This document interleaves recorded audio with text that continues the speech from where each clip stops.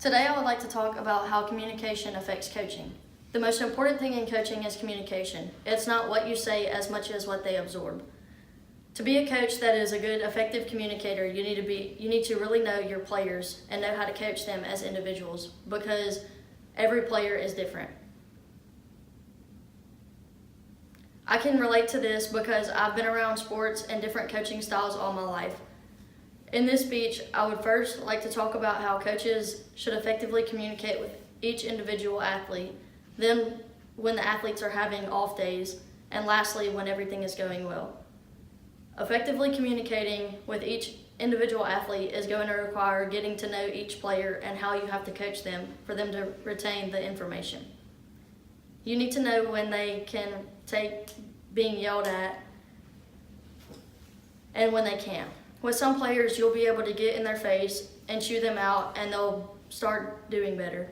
But with other players, you'll have to take it easier on them because they will break.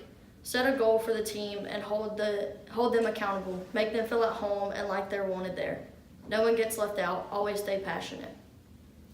Effectively communicating when your players are having off days might be a little tricky, but it's very doable. With some athletes, you'll have to get in their face and chew them out, but with others, if they're having an off day, then that will do more harm than good. You will probably have to give them an extra push and motivate them a little more.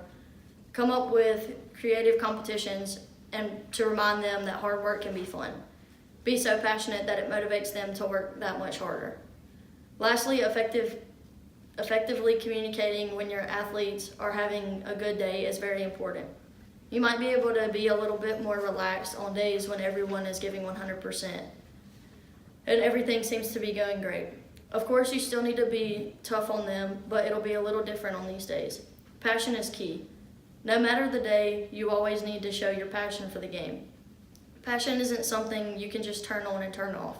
The more passionate you are, then the more it will rub off on your players.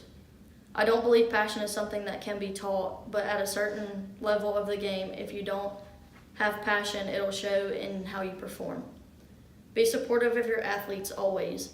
Encourage them to do something that they don't think they can do, because chances are they can do it. They just don't believe in themselves enough to push themselves to do it. Let them know that all of their hard work is going to pay off. When coaching, you will use verbal communication more than any other method. I will know from experience that talking with players rather than at them can be one of the most effective ways of communication. When you tell players what to do, always consider how they will receive your message and always try to anticipate their reaction.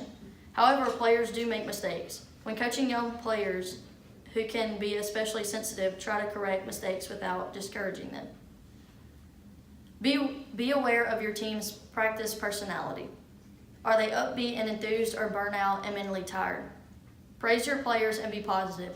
When developing and motivating players and teams, it is important to praise them when they do something well.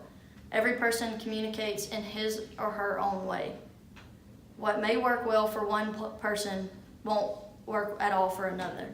However, some constants in effective communication hold true for everyone. Effective communicators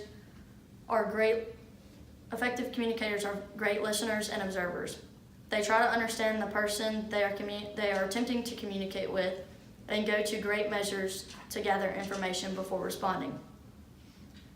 Great communicators respect the thoughts and feelings of those they are communicating with, even when they are not in agreement.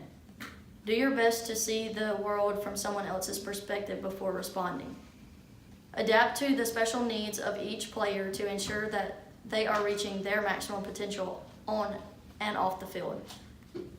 Better communication from coaches will result in a positive impact on performance.